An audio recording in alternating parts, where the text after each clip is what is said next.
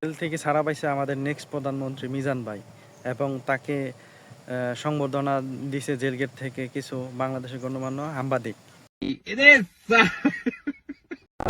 ঢাকা শহর যদি একটা দোকান ফুটপাতে থাকা থাকে মিজানের হোটেল থাকবো, এমন কোন পায়ের শক্তি নাই হোটেলে। মিজান ভাই নিজেই ঘোষণা দিচ্ছে বাংলাদেশে কারো বাপের ক্ষমতা নাই তার বাতের হোটেল উচ্ছেদ করার। নেক্সট প্রধানমন্ত্রী বলে কথা।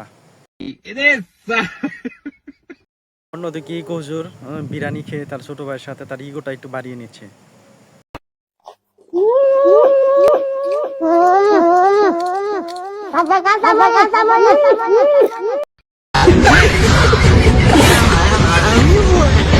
এদিকে আমাদের প্রিয় নেতা খায়রুল দেওয়ান ভাই তার জুতা কে জানি চুরি করে নিয়েছে। এই হচ্ছে হাস্যকর বিষয়। জুতাটা নিছে কেডা? জুতা নিছস কেডা? জুতা নিছস কেডা? জুতাটা কেডা নিছে?